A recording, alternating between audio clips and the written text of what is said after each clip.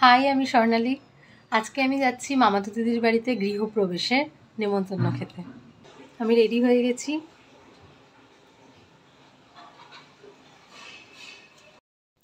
এটা আজকে আমার লুক। মুকুটটা রেডি হয়ে গেছে।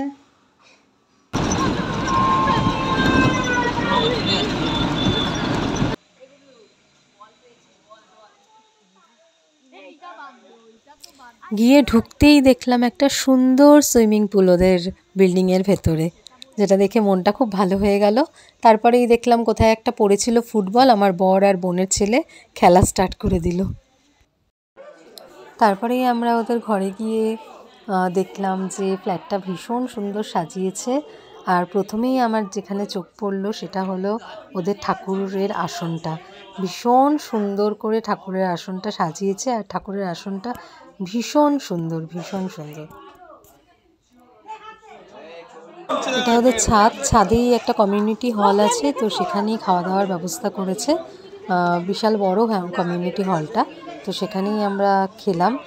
খেতে বসেই প্রথমে আমার পছন্দ মতো হলুদ পোলাও পেয়ে গেলাম, আর মাছটা ভীষণ সুন্দর ছিল, নরম ছিল, আর ততটাই খেতে ভালো ছিল। মানে হলুদ পোলাওটাও যেরকম ভালো হয়েছিল, মাছটার টেস্টটাও ভালো ছিল। তারপরেই চলে আসলো যেটা এর সাথে সব থেকে ভালো যায়, মাটন কষা। মাটনটা ভীষণ সফট ছিল, আর রান্নাটাও দুর্দান্ত হয়েছিল।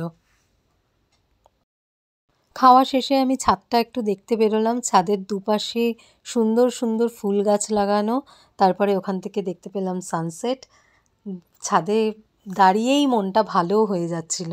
মানে যেরকম সুন্দর সুন্দর গাছ লাগানো সব জায়গায় শুধু গাছ আর গাছ। হলো ওদের পুরো বিল্ডিংটার ছাদটা অনেক বড়, মানে কোথায় পুরো ভুলভুলাইয়ার মতো, 4-5টা উইংস একসাথে না, তো তাই জন্য এখান থেকে ভিউটা এত সুন্দর যে কি বলবো। মানে এসে এখানের ভিউটা ভীষণ ভালো লাগছে, ভীষণ মনে হচ্ছে এখানেই দাঁড়িয়ে থাকি। আর এই যে বাচ্চা পাখিরা সব খেলাধুলা করছে, ওরা শুরু করে দিয়েছে খেলা। আর এটা হলো এটিসি, মানে এয়ার ট্রাফিক কন্ট্রোলের যে বিল্ডিংটা, সেটা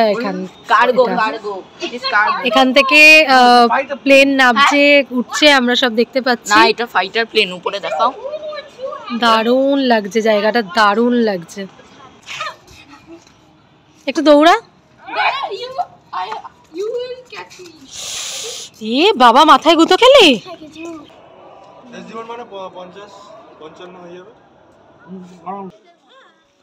অভিক এখানে কাদের সাথে ব্যাডমিন্টন খেলা স্টার্ট করে দিয়েছে, কিন্তু ভালো খেলে। আমি এতটাও ভালো খেলে আমি জানতাম না, ভীষণ ভালো খেলে। তারপরে যেটা ম্যান্ডেটরি, সব জায়গায় ফটো সেশন স্টার্ট হয়ে গেল। তারপরে এত ভালো খাওয়ার পরে একটুখানি তো রেস্ট দরকার।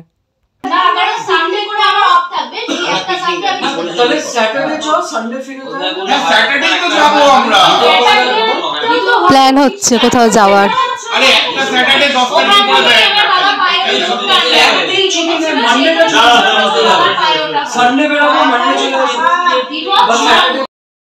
পরিবারের সাথে দিন কাটাতে কার না ভালো লাগে। খুব ভালো কাটলো আজকের দিনটা। ব্লগটা এখানেই শেষ করলাম। এখন গল্প টল্প করে আমরা বাড়ি যাব। টাটা।